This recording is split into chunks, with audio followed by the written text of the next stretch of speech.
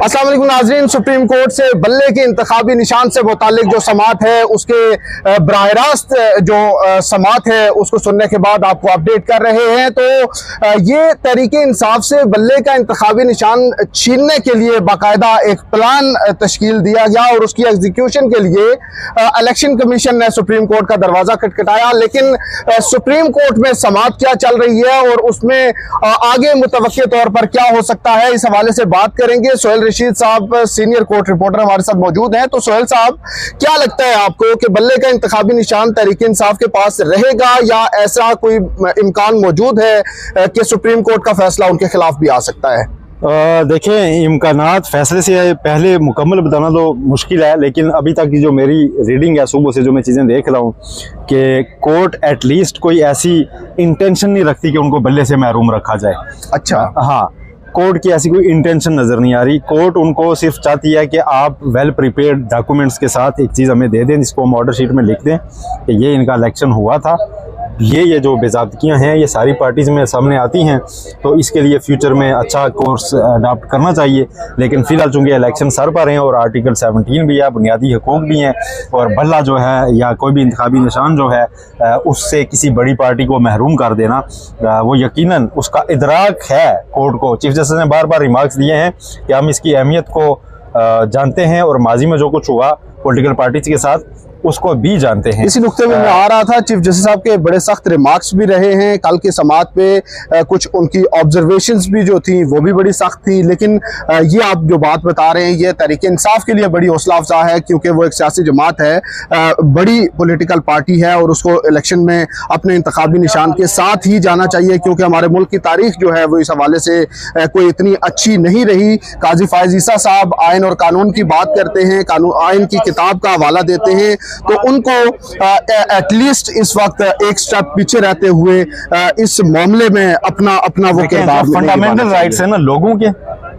और fundamental rights हैं जो पॉलिटिकल पार्टीज के, वो छोटी छोटी टेक्निकलिटीज के ऊपर हावी होते हैं। यस, और मुख्तलिफ जजेस की, जैसे जस्टिस सत्तर मिनल्ला, इनकी अप्रोच ये होती है कि फंडामेंटल राइट्स को फ्रंट पे रखना, कि फंडामेंटल राइट आपके एक दफा कर्टेल हो जाएं और बाद में वो चीज़ अगर दुरुस्त या गलत निकल आए तो फायदा कुछ नहीं रहता फिर। यस, फंडामेंटल राइट्स ये हैं कि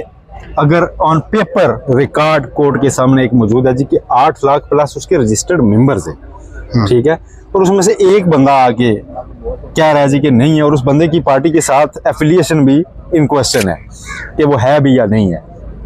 ठीक है, तो उसको बुनियाद बना के उन बाकी मेंबरान को जिन्होंने चैलेंज नहीं किया, ठीक है,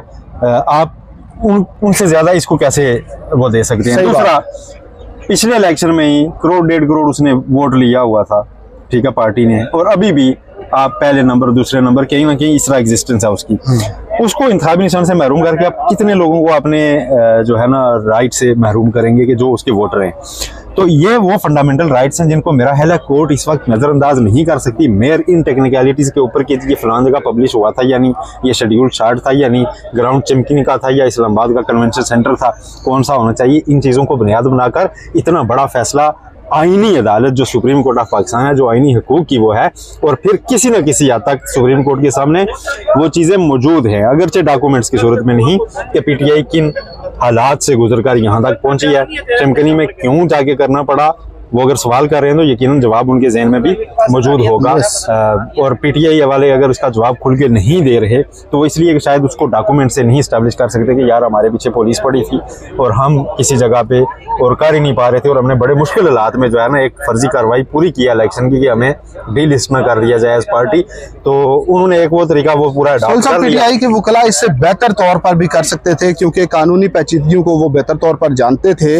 तो ये जो लूप होल्स जो नजर आ रहे हैं वो खत्म भी किए जा सकते थे, खत्म ना हो तो बहुत हद तक उन पर ओवरकम एक मार्जिन पीटीआई के वकला को जरूर देना चाहिए। आजकल के उनसे ज्यादा बिजी कोई भी नहीं है पिछले 1 साल में, तो ह्यूमनली इम्पॉसिबल हो जाती हैं बाज़ चीजें कि आप कितनी कोर्ट्स के सामने दिन को कितनी चीजें लेके जाते हैं, कोई ना कोई डॉक्यूमेंट रह ही जाता है। उसके बावजूद बैरिस्टर अली जफर ने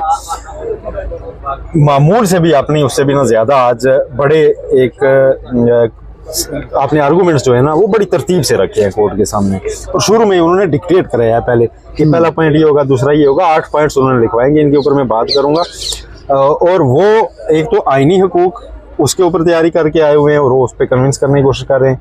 दूसरा, इलेक्शन कमीशन किस हद तक जा सकता है पार्टी फंडिंग के मामले में पेनल्टी क्या लगा सकता है। तीसरा, अगर पार्टी के अंदर कुछ मेंबरान को एतराज़ है कि इलेक्शन ठीक नहीं हुए तो क्या वो इलेक्शन कमीशन जाएंगे या वो सिविल कोर्ट जाएंगे कि उनको बुनियादी हक नहीं मिला। इन सारी चीज़ों के ऊपर वो अदालत के सामने रख रहे हैं। चीफ जस्टिस कि मैं जो समझा हूँ उनकी वो ये है कि वो कह रहे हैं कि आप एक दफ़ा हमें दिखाएं तो सही कि आपने इलेक्शन करवा दिए, ताकि हम इलेक्शन कमीशन ने जो चीज़ें लिख के आपके खिलाफ फैसला दिया है उनको हम रद्द तो आप कह रहे हैं कोई डॉक्यूमेंट अगर वो अदालत के सामने प्रोड्यूस करते हैं जिससे ये मालूम हो कि पीटीआई का इलेक्शन कंडक्ट होना था और एक ही पैनल था तो इसलिए नहीं हो सका, तो अगर कोई चीज़ ऐसी डॉक्यूमेंटेड ले आते हैं तो उनको यहाँ से रिलीफ मिलने का इम्कान मौजूद है? जी बिल्कुल ऐसा है और रिलीफ मिल सकता है और बज़ाहिर मिलता हुआ नज़र भी मुझे तो आ रहा है। लेकिन जो ब्रेक से पहले जो कुछ हुआ, नियाज़ुल्लाह नियाज़ी जो फेडरल इलेक्शन कमीशन से इंट्रा पार्टी इलेक्शन में उनका कंडक्ट जो है इन क्वेश्चन है अदालत के सामने, और उन्होंने तर्क कलामी किया चीफ जस्टिस पाकिस्तान से जी कि आप मेरे साथ पर्सनल हैं, आप मेरे बेटे से भी इंटरव्यू में ऐसे सवाल पूछे थे, इररिलेवेंट बातें आपने आज वसी उसमें ना तनाजुर जी आज ये बात दिखाना था। और आपसे मेरा नहीं ख्याल कि वो पर्सनल हो रहे थे, वो सिंपली ये कह रहे थे कि आप अपने वकील के जरिए ही बात करें, आप बीच में मदाखलत ना करें। और बात रिकॉर्ड की हो रही थी ना, तो रिकॉर्ड आ जाएगा, उसको देख लिया जाएगा।